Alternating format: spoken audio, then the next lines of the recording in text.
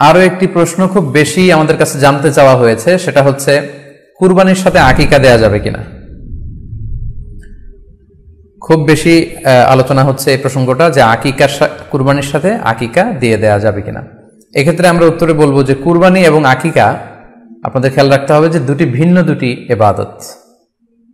প্রথম কথা হচ্ছে ইবাদত ভিন্ন দুটি ইবাদত, কারণ কুরবানি এটা বছরের একটা নির্ধারিত সময়, জিলহজের 10 তারিখে, এবং তারপরে আরো 2 দিন বা 3 দিন, এই সময়গুলোতে আপনি কুরবানি করতে পারবেন। তাহলে এটা হজের মৌসুমে জিলহজ মাসে করতে হয় কুরবানি। কিন্তু আকিকা কিন্তু এরকম না, আকিকাটা যে কোনো মাসে হতে পারে।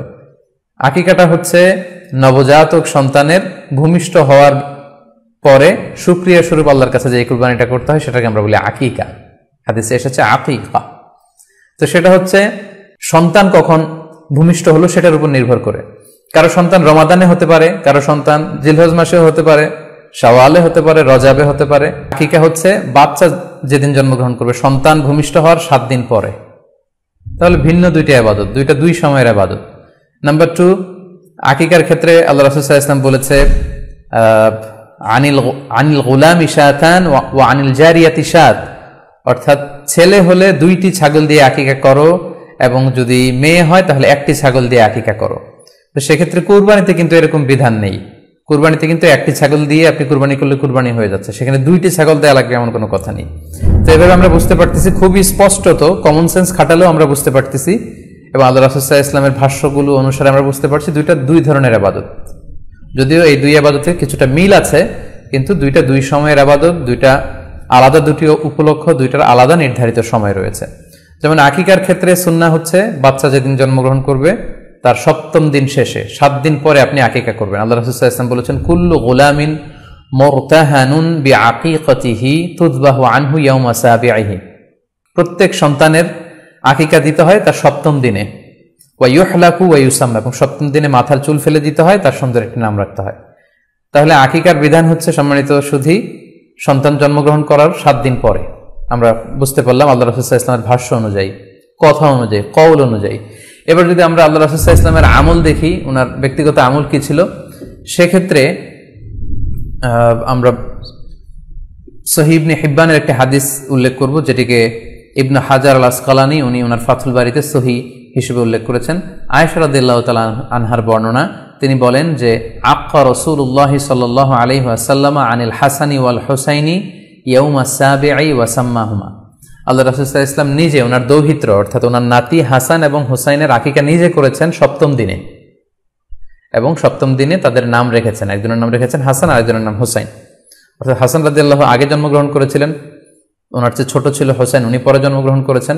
তো ওনাদের জন্মের পরে 7 দিন পরে আল্লাহ রাসূল সাল্লাল্লাহু আলাইহি ওয়াসাল্লাম ওনাদের আকিকা দিয়েছিলেন, এবং 7ম দিনে উনি আকিকাও দিয়েছেন এবং তাদের নামও রেখেছেন। তাহলে আল্লাহ রাসূল সাল্লাল্লাহু আলাইহি ওয়াসাল্লামের কওলি হাদিস, ওনার ভাষ্য মতে আমরা জানলাম উনি বলেছেন 7ম দিনে আকিকা দিতে হয়, এবং ওনার ব্যক্তিগত আমল থেকে আমরা জানতে পারলাম যে উনি ওনার 2 নাতির আকিকা দিয়েছেন 7ম দিনে এবং নাম রেখেছেন। তাহলে এ থেকে আমরা সুস্পষ্ট বুঝতে পারি যে আকিকা দিতে হয় সন্তান জন্মগ্রহণ করার 7 দিন পর, 7ম দিনে। যদিও তবারানিতে আরেকটি হাদিস এসেছে যেখানে বলা হয়েছে যে আকিকা 7ম দিনেও দেয়া যায়, 14তম দিনে দেয়া যায়, 21তম দিনে দেয়া যায়। যদি 7ম দিনে কেউ দিতে না পারে কোনো কারণে, তাহলে 14তম দিন, না পারলে 21তম দিন। তাহলে সুস্পষ্টভাবে উল্লেখ আছে যে আকিকার সময়সীমা 7ম দিনের কথা আমাদেরকে বলা হয়েছে। তো সেক্ষেত্রে আপনার সন্তান জন্মগ্রহণ করলে আপনি শুকরিয়া স্বরূপ কুরবানি করবেন, আত্মীয় স্বজনকে খাওয়াবেন, আকিকার গোশত নিজেরাও খাবেন। তো এটা যদি আপনি কুরবানির জন্য রেখে দেন, তাহলে তো সন্তান দুনিয়াতে আসার এই আনন্দটা থাকে না। একজন যখন সন্তান পায়, সে কেমন যেন আকাশের চাঁদ হাতে পায়। তো তখন তার 7 দিনের মধ্যে যে আনন্দটা থাকে, ওই দিন তার নাম রাখা হবে, আত্মীয় স্বজনরা আসবে, বাচ্চাকে দেখবে, দোয়া করবে, তখন আকিকা করে গোশত নিজে খাবেন, আত্মীয়দের খাওয়াবেন, পাড়া প্রতিবেশীদেরকে দিবেন। এটা হচ্ছে সন্তান ভূমিষ্ঠ হওয়ার উপলক্ষকে কেন্দ্র করে এই আকিকা। সো এটাকে কুরবানির সাথে মিক্স আপ করার কোনোই প্রয়োজন নেই, এবং এক্ষেত্রে সুস্পষ্ট গাইডলাইন হচ্ছে যে 7ম দিনে আকিকাটা দিতে হয়। সো আমরা যেন 7ম দিনে আকিকাটা দেই। তবে হ্যাঁ, এখন প্রশ্ন হচ্ছে 7ম দিনে কেউ দিতে পারেননি, 14তম দিনেও দিতে পারেননি, 21তম দিনেও দিতে পারেননি, হাতে টাকা ছিল না, সামহাও কোনো কারণে মিস করেছেন, তখন আপনি যখন সুযোগ হয় তখন করে দেন। ওই প্রেক্ষাপটে আপনি যদি কুরবানির সময়ও আকিকা দিয়ে দিতে চান, এটা আদায় হয়ে যাবে ইনশাআল্লাহ। আশা করা যায় আদায় হয়ে যাবে, এবং এটা জায়েজ আছে, তবে এটা সুন্নাহ নয়। সুন্নাহ হচ্ছে সপ্তম দিনে আকিকা দেওয়া। পাশাপাশি গরু দিয়ে, মহিষ দিয়ে, উট দিয়ে আকিকা দেওয়াও কিন্তু সুন্নাহ নয়। আকিকা দেয়া সুন্নাহ হচ্ছে ছাগল দিয়ে।